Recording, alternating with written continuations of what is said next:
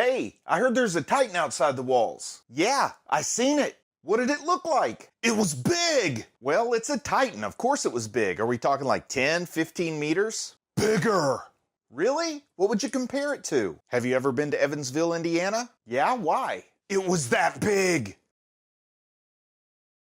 And its guts flopped out over the wall. Gross!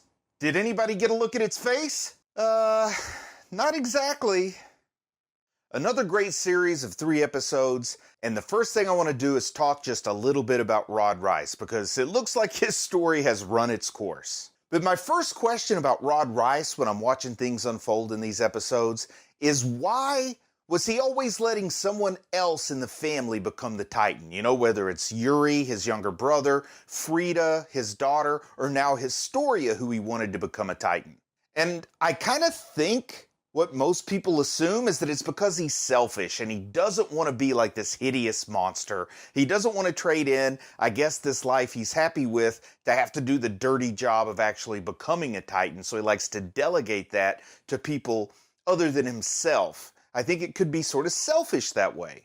But I also wonder, particularly from some things we'll see later on, is he hoping to not take the power himself so that he can actually have a positive impact on change? Because we'll learn once someone takes this Titan power, they also take like this conviction to the original king's goal of using the Titans to kind of keep this community together and as a means of ruling through threat outside of the walls. And I wonder if he's worried that if he took on the Titan power himself, then he would suddenly change his perspective, his convictions would change, and he would become like all the other people before him. So does he think that there's like a grand plan where he can have someone else take the Titan power, but by he himself remaining king, he can actually change the way all this works? Like, does he maybe really want to eliminate the Titans? Is this his strategy for changing things, and maybe we haven't been giving him enough credit, or at least maybe I haven't and the other characters in the show haven't? Just a possibility there. But of course, as we all know at this point, he does eventually become a Titan.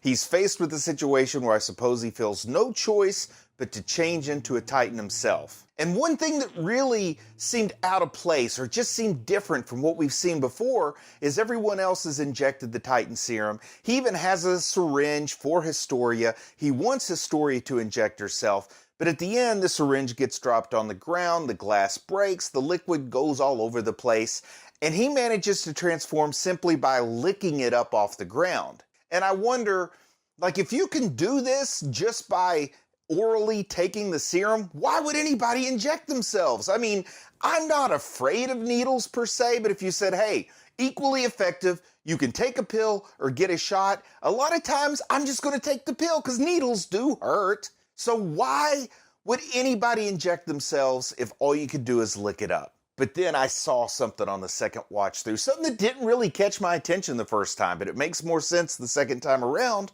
But prior to licking that serum up off the ground, Kenny had this knife, this dagger, inside of Rod's mouth, and he actually cut up the inside of his mouth. You can see blood leaking around his mouth, probably coming from his tongue and from his oral mucosa. Yeah, that's a gross word, I know, but it's what it is. So he actually kind of had a break in the body-blood barrier, so licking it up off the ground like that, it could still get into his bloodstream, I guess, through those open wounds in and around his mouth. So that's the explanation I'm giving to myself. I don't know if the rest of the world agrees with that, but it helps me keep everything in the same framework still. And then another question after Rod's transformation, because it kind of has a really unexpected consequence. Like, he becomes this gargantuan supermassive Titan, they say in the show about twice the size of the colossal Titan. And I wonder if he had any kind of inkling of what kind of Titan he would become. Like, I wonder if there's any rule that we'll ever learn or anything to explain why Rod will become this gigantic Titan, or why Bertolt would become the colossal Titan, but then Amir, she's the little spider shark Titan running around flying from trees like a spider monkey. I wonder if there's some way to determine what kind of Titan a person will become. I also wonder what exactly it is that defines the Titan transformation and why it happens the way it does. I'm getting really curious about that, and I just don't have any answers yet. I mean, some possibilities could just be some kind of family genetic trait that's latent and it's opened up by the serum, or maybe it has something to do with the Titan that the serum was derived from. Those are both possibilities. I don't know if they'll ever explain that, but I would kind of like it if they did explain that. But with Rod gone, I wonder, does this mean his story completely ends? Like, are we done with Rod going forward, or will we learn more about him? Like, will we uncover more information? Like, we saw this sort of transfer of memories that happened with Historia, so will we get more illumination into who Rod Reiss the person was? Or is he done now that his Titan has appeared and been destroyed? Are we just moving on and Rod is old news and we've got plenty of new news we got to tackle? But it does make the story a little bit more interesting for me, just to think that maybe, just maybe, Rod really did have some measure of noble intentions with what he was doing. Because I like the idea of the complex villains. I like how they're playing in this world with, we don't really know who's right or wrong. We just know we're on this side of the argument and they're on that side. We've seen Levi deal with that more than once. We've seen Armin deal with that. And I also like the idea with Rod, I've vacillated back and forth on exactly, is he good, is he bad, or not is he good or bad, but how much of him is good and how much of him is bad. We're all parts of different things that come together. And, I've been pointing out how Aaron seems to see things in this unrealistic splitting black and white, all good or all bad, when the truth is everybody's a little bit of both. This show really does a good job with that juxtaposition, because even at this point, I still don't entirely know if I've gotten Rod pegged on exactly who and what he is. But he does exhibit hubris here. And hubris is a fatal flaw for characters going all the way back to classic epics from ancient Greece. But he does talk about if you have this founding Titan power that runs in the Reiss family with this constellation of the ability to do these different things, including controlling memory and controlling Titans, it doesn't make you as powerful as a god. It doesn't make you like a god. In Rod's words, it makes you God. So that is some real hubris coming from there that tells me, I think narratively at the end of the day, he is more villain than hero. And his actions certainly seem more villainous, but I do love how they always have me second guessing myself when I watch this show. We do learn from Rod that spinal fluid is the key to getting these Titan powers. And this can explain why the bearded Titan didn't get Aaron's power when the bearded Titan consumed Aaron, because he didn't get any of that spinal fluid. Aaron went down pretty much in one gulp. I guess if he had stayed down there long enough, maybe some digestive juices would have gotten into the spinal fluid or something. But that was feeling a little bit like a confusing plot hole when I'm trying to figure out the rules to Titan power transfer, Titan changes, just the rules of the game we're playing here. That part confused me a little bit, and I actually misjudged some of Aaron's attributes at that point in time because the bearded Titan didn't become a shifter. But now I understand, thanks to Rod Reiss, that the spinal fluid is the key component, because he tells Historia, if you become a Titan and eat Aaron, it's not enough just to eat Aaron, but you have to make sure you get that good spinal fluid in the process. And around that time, I started to wonder if the Titan serum is just samples of Titan spinal fluid, and then we get an info card that kind of tells us, yeah, people suspect that spinal fluid is what is contained in that Titan serum. And I do want to mention a few things about the confrontation between Levi's squad and Kenny's crew down in the cavern, because I had a lot of fun with this battle. There's more than one good battle in this 3-episode arc. There's a couple of good set pieces here, but I had a lot of fun with the battle down in the cavern. And I'm pretty impressed with the approach that the scouts took in this battle, where they were literally outgunned because Kenny's crew had guns and they didn't. So that is the definition of outgunned. They have more than you, and any is more than zero. But dropping the visibility down with all the smoke from the burning gunpowder and then the flares that they put off, that really was a great way to take away a whole lot of the advantages of the ranged attack that Kenny's crew had with those buckshot mobility gear things. And I'm not sure if decreasing the visibility alone was enough to give the blades a battle advantage, but it did at least level the playing field here. And it was a nice touch because the scouts did make use of their own ranged attack skills because they put Sasha's archery to good use, and it really was a key component of their plan. But as the battle came down to the wire, what really gave the swords or the blades an advantage was a design flaw in the anti-personnel gear that Kenny and his crew had. Because the barrel of the guns and the grappling component of the mobility device, well, they're fixed and they're oriented in the same direction, so effectively they can only attack forward in the direction they're moving. And of course, when you've got the blades, well, there just isn't any kind of restriction like that. So to me, it seems like this anti-personnel gear was really made just to chase down a fleeing target. Because it's so powerful, no one ever expected an opponent who would actually have the guts or the cojones to actually engage in battle with somebody who was armed with this buckshot gear. But I really am sure if there's ever a version 2.0 of this anti-personnel gear, it'll definitely separate out the mobility and firing components of the mechanism. But in this battle, Hanji takes a pretty good hit. She takes a hook to the shoulder, and then she gets slammed really hard into this crystal pillar, and they leave like a blood smear where she hits it, and she just slides all the way down. She's not moving at first. And when she gets injured here, it looks like it could have been pretty serious. And I just had this rush of realization in exactly how much my relationship to the character of Hanji has changed ever since season 1. Because in the beginning, I said it multiple times, she scared me, and I thought she was dishonest. And personally, I saw her as a potential villain. You know, I thought she was somebody who would put science ahead of humanity and her own curiosity about the Titans ahead of what was the smart or the right thing to do. But my opinion has totally changed, and I love Hanji now. I can add Hanji to that list of characters that I was totally wrong about. I can put her right up there with Zachary and Rod Rice. Or Zachley, if you prefer. Historia really has some bold and meaningful character development in these episodes, too. She confronts the father whom she never really knew, and I think you can understand that she has like this drive to be accepted by him. You know, you live most of your life without family, and then you finally get in touch with some. Sometimes you really, really want this to make up for all that lost time and all that aloneness and all that feeling that you weren't accepted or you didn't have somebody to rely on. You really place a disproportionate value on it when it shows up like that later in life. And she admits that she was aware this was part of her motivation because she does confess to Aaron at one point that when they were down in the cavern, at first, she wasn't considering what was best for anybody. She just wanted her father to be proud of her, and that's kind of touching, and you can totally empathize with that, in my opinion. And I understand where she was coming from, but at the same time, I'm proud that she overcame that, and she made what I think is the right decision. Because she does get the courage and clarity to oppose her father, and she even sort of symbolically kind of cuts ties with the Rice family and with their legacy. But despite separating herself from her father and making that bold move forward, she's still willing to take on the duty of being the Queen of Fritzburg.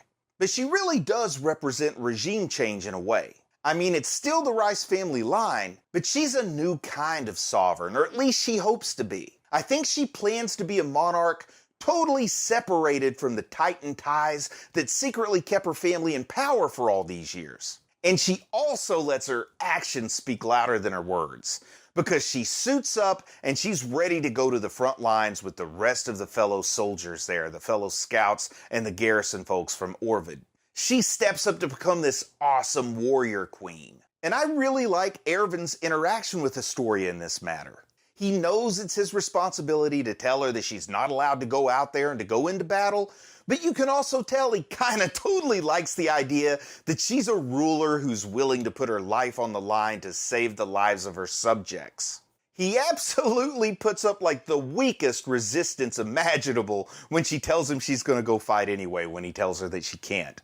And I like it. He just looks at her and goes, "Oh well, in my current condition, not like I can stop you." You know, it's sort of his version of, "Oh no, don't leave." You know, that kind of thing. It's great. I love the whole thing there. And even though it does feel a little contrived, I found it absolutely narratively satisfying that she's the one who strikes the killing blow against her father, against Rod Rice, or Rod's nape, what's left when the Titan gets blown up. I mean, there's a lot of symbolic value in that moment, showing the old way being killed by the new way. But from a more practical point of view, it also keeps her from harboring any resentment toward another individual. Because imagine had someone else struck that killing blow, then there might always be that concern or that tension if, even though Historia says she's cool with it, maybe she still harbors some weird resentment. Her doing it herself, it's kind of like from the John Steinbeck book of Mice and Men that we all probably had to read in middle grades. But, you know, I should have killed my own dog, this old guy says. I shouldn't have let somebody else kill my dog, because then you're putting that little bit of resentment between them. And, you know, spoiler, but something like that goes down between George and Lenny as well. So I like the idea that she's the one who swings the blades that put an end to Rod Rice. But when she eliminates Rod, she gets this transfer of memories, and I don't know how that worked exactly. I'm assuming it's linked in some way to the memory abilities of the Rice bloodline, but I suppose it also could have all been sort of like an idealized delusion that Historia created in her own mind. But we do see a few glimpses of Rod in the past, and those make me stop and wonder if maybe he wasn't so bad after all, like I said before. Because we see him pleading with his father, and his brother, you know, says, I promise it'll be okay. Then his brother changes and he realizes that his younger brother, I think it's his younger brother, Yuri, he has this change in attitude suddenly when he inherits the Titan power. So maybe that's when Rod realizes he can't take that power for himself and still affect change in this world.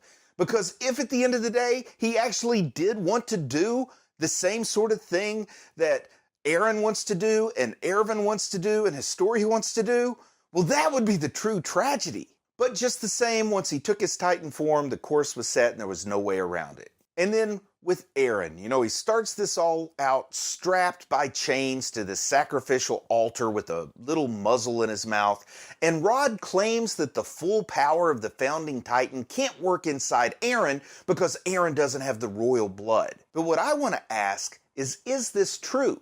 And the reason I say, is this true, is because I think Grisha probably figured out a workaround for this whole thing. I don't think Grisha would have started this process if he didn't have an end game in plan. You know, he didn't have the end in sight. And I'm starting to think that that's what's in the basement, right? I mean, we've been teased with this basement so long, I almost wouldn't care if we never got there and it was just like the running joke of the never-ending basement story. But that's got to be what's in the basement, right? Some way to let Aaron get the full power of the founding Titan. And I've already gone on the record multiple times of thinking there's a family link between Grisha and the Beast Titan there. And the Beast Titan clearly seems to have a handle on his powers. So whatever that Beast Titan did to make it work well for him not being a Rice, well then maybe that same kind of thing could work for Aaron. I mean, maybe, right? But there's that vial down in the cavern that has this armor power. And Aaron takes this vial, bites it open, he's able to put out all these crystal constructs, turns his whole body into like a crystal statue of his Titan form. And people are really counting on that power going forward, but in my mind I'm thinking, is that permanent now? Like, did he get that power forever? Or is this like a potion from a game of Dungeons and Dragons that has like a limited duration or a limited number of uses? Like, he's used it. Did he get another vial just in case, or is this permanent? Because the Scouts' plan really seems to rely on Aaron maintaining that armor power, or at least long enough to plug up the hole in Walmaria. But knowing what we know about the Titans and the Titan shifters that are inside the walls and the ability to make more Titans if you have the syringes, I'm kind of curious, does plugging up that breach in Shiganshina, does it really accomplish anything more than maybe just a temporary respite? You get a few outside Titans from coming in, but now we got so many Titans on the inside, they're still a threat, whether the hole's in the wall or not. And also, Aaron thinks that the coordinate power doesn't work on Rod, and Hanji seems to think so too. So I start to wonder, is this like a trait of the royal blood? Is it because Rod is from the Rice family that the coordinate power can't work against his Titan form? Or is it just that Aaron doesn't know how to use the power yet? Because he's in the back of that cart and he's throwing his hand up and he's saying, stop, stop. But I didn't see any of the power waves coming off of him, and I really think it's just as likely that Aaron doesn't quite understand the power as it is that Rod was immune to it. But with Rod dead, I don't know if we'll ever get the answer to that. And in these episodes, Aaron does spend a lot of time wallowing in self-loathing. and he resigns himself to being eaten. But when it's time to protect, he overcomes, just like at the end of season 2. When it was time to protect, he unlocked that shout power, that scream power, that coordinate power. And then he finds the motivation to eat that vial that says armor on it. And he finds the ability to, a new power gets unlocked, this ability to produce these crystal structures that save his friends down in the cavern when their lives are in danger, maybe even more so because they're trying to rescue him. And then when he goes back to feeling useless up on top of those walls in Orvid, he beats the self-loathing out of himself. Now, I don't know if that's the best way to do that, but it seems to work for Eren. Like, I've tried to slap myself, hit myself when I'm mad. I always pull my punches. I can't hit myself full force. I wouldn't want to, you know? But he seems to be able to do it, and it snaps him out of this self-loathing. He beats the self-loathing out of himself. And then he becomes a Titan, and he helps to save the day by charging with this big net filled with explosives straight into Titan Rod's mouth, or at least what's left of it after his face all got scraped off. And from a narrative perspective, a storytelling perspective, I fully expect Eren to survive, but it would have to be a very real fear for Eren and for his friends and for the rest of the scouts that explosion could be fatal to Eren. I mean, he's right there, and he's smaller than Rod, so he's taking proportionally a bigger blast than Rod is. And also, let's just say Rod survived the explosion and he managed to swallow Eren and get that spinal fluid and get that founding Titan power. It probably would have been game over. So this was a high-risk maneuver. But what I found more interesting about Eren here is when he was in his human form, because he managed to win the Titan fight that never happened. You know, Kenny was setting up a Titan fight between Titan Eren and Titan Astoria that never happened down in the Crystal Cavern, but he won that fight by submitting. Because if he had transformed in the moment, I really think Historia would have injected herself and she would have transformed as well. But his submission to her absolutely allowed her to take a breath, to think about who she is and what she wants. And it also helped that she remembered Amir a little bit, and she had thoughts of all the things Amir had said to her in the past. And the show used like this tense moment to illustrate beautifully a path to victory through pacifism and empathy and nonviolence. It allows his story to reflect on a past act of kindness from Eren towards her when he made her feel like a normal person when she was feeling really bad. So him being peaceful and pacifist and passive in that moment allowed things to go where they would end up, which I'm going to call a victory for where we're hanging at the end of episode 9. So the show, it tells me, you know, you never know who might be tempted to transform into a Titan and eat you, so you probably ought to be kind to folks. But of course, the world's not perfect, so other acts of violence are required before we get our victory here, and that's unfortunate, but it's also the reality of the world these characters live in. Also, when Eren and his friends are on the wall at Orvid, well, we see a demonstration of a simple principle. And I know it's cliche, but I really like the idiom, be the change you want to see in the world. And they can relate to the children in Orvud, because they were there back in Shiganshina when they were children. But they know the difference in this world today is because they are on the walls and they're ready to protect. And the importance of a motivation to protect rather than simply avenge, well, that absolutely seems to be an important and recurring theme in this story. And now I want to finish up by talking a little bit about Kenny. And with Kenny, I think about another sort of cliche phrase that we've all probably heard a lot, but nobody is the villain in their own story. And Attack on Titan rarely lets me get too comfortable with calling someone a villain. I mean, we talked all about this with Rod, and even to a lesser degree with the way I used to feel about Hanji. But we see down in the cavern that Kenny was considering taking the power of the king for himself. Of course, when Rod told him it wouldn't work because it's not the Rice bloodline, he kind of abandoned that plan. But I wonder, maybe what were his motivations to take that power? And I think probably a big part of it was to stop his family's persecution. The Ackermans have been persecuted for over 100 years in this world. But he may have also felt like he could make the world a better place. And we do see him reflect on some unselfish moments in this episode 9. We see his first encounter with Yuri, the brother of Rod, who was the Titan Transformer in the family at that point in time. And he goes into Yuri's service, though probably that was just to get close so he could eventually steal the power, or at least that's how he learned about how to steal the power. And we also see what poor condition Levi was in. I mean, Levi looked terrible when Kenny came and rescued him from that situation and took him in as his own ward. We also see Kenny earn loyalty from the people that end up joining his crew by saving them, particularly the female. I think her name is Caven or Coven. And he gets others to believe in him, just the same way that Levi believes in Ervin. So maybe there's a little bit more to Kenny's motivations here than I've ever given him credit for. But at the end of these 3 episodes, when he's confronted by Levi, it looks like Kenny plans to become a Titan. Now, Levi might be able to knock the syringe away before Kenny gets it. Or, another thought I had is, what if Kenny acts like he's going to inject himself, Levi goes for the needle, and he stabs Levi with it? What if Kenny turns Levi into a Titan here? That'd be crazy.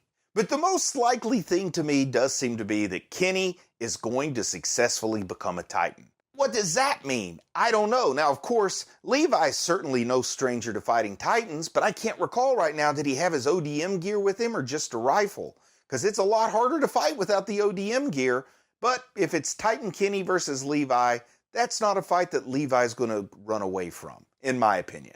But what I really want to know, what I'm really asking myself internally, is there any chance of reconciliation between Levi and Kenny? Any chance at all between these two coming together and finding a common ground? I don't think there is, by where events have got us at the point that episode 9 ends, but I would kind of like it if there was a chance at reconciliation, even if it's like a deathbed reconciliation and Kenny's final gasp before he dies. That would be nice to me. But what is a Titan Kenny going to be like? Like, is Titan Kenny going to be the next major threat in this show, in the next little arc of season 3? And also, does that Ackerman bloodline give a Titan any kind of special abilities? Like, will Titan Kenny have something just ridiculous that I couldn't even anticipate? Because they've already got that innate killing ability. You take that killing ability, you make it 15 meters high, maybe they could breathe fire or something. Oh, that could be bad. But to get to the answer, I'll just have to watch more episodes and find out. So I want you to know, I'm proud of you for watching anime, and I'll talk to you soon.